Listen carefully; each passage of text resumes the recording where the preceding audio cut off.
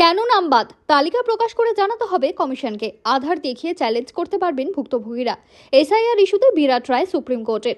24 ঘন্টা digital bureau. Voter তালিকা থেকে বাদ 65 লক্ষ নাম। বিহারের ভোটারদের নাম প্রকাশের নির্দেশ সুপ্রিম কোর্টের। দেশের গণতান্ত্রিক প্রক্রিয়ার মূল ভিত্তি হল স্বচ্ছ নির্বাচন এবং অবাধ ভোটাধিকার। এই অধিকার সুনিশ্চিত করতে এবার গুরুত্বপূর্ণ রায় দিল সুপ্রিম কোর্ট। বিহারের ভোটার তালিকা থেকে বাদ পড়া প্রায় 65 লক্ষ ভোটারের নাম প্রকাশ্যে আনার জন্য নির্বাচন কমিশনকে কড়া নির্দেশ দিয়েছে শীর্ষ আদালত। এই রায়ে ভোটারদের অধিকার সুরক্ষিত করার পাশাপাশি নির্বাচন কমিশনের কাজের স্বচ্ছতা নিয়েও নতুন করে আলোচনা শুরু হয়েছে। বিহারে ভোটার তালিকা থেকে বাতিল হওয়া নাম তুলতে আধার কার্ডকেও নথি হিসেবে ব্যবহার করা যাবে। বৃহস্পতিবার এমনই নির্দেশ দিয়েছে সুপ্রিম কোর্ট।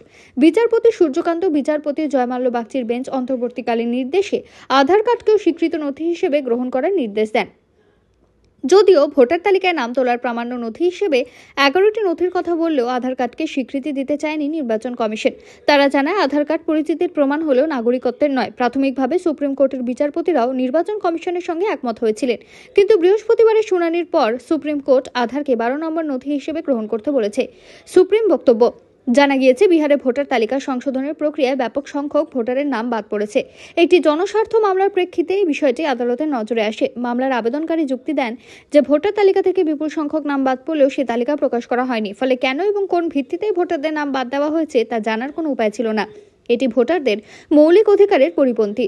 বাদ যাওয়া ভোটারদের নামের তালিকা প্রকাশ। বিচারপতিদের বেঞ্চ এই মামলার শুনানিতে উদ্বেগ প্রকাশ করে বলেছেন, যখন কোনো ভোটারের নাম তালিকা থেকে বাদ পড়ে তখন তার কারণ প্রকাশ্যে আসা উচিত। স্বচ্ছতা বজায় রাখা এবং ভোটারদের নিজেদের অধিকার সম্পর্কে সচেতন করার জন্য এটি অত্যন্ত জরুরি।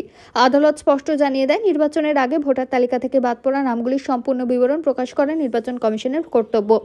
এই নির্দেশ শুধু বিহারের ক্ষেত্রে নয়, ভবিষ্যতে গোটা দেশের ক্ষেত্রে একটি দৃষ্টান্ত হয়ে থাকবে। নির্বাচন কমিশন। সুপ্রিম কোর্টের নির্দেশের ফলে এবার নির্বাচন কমিশনকে সেই সমস্ত ভোটারের নাম, ঠিকানা এবং কেন তাদের নাম তালিকা থেকে বাদ পড়ল তার বিস্তারিত কারণ জানাতে হবে। এটি ভোটারদের নিজেদের নাম পুনরায় তালিকা অন্তর্ভুক্ত করার সুযোগ করে দেবে। একই সঙ্গে এর মাধ্যমে নির্বাচন প্রক্রিয়ার স্বচ্ছতা এবং জবাবদিহি নিশ্চিত হবে। অভিষেক বন্দ্যোপাধ্যায়ের বক্তব্য।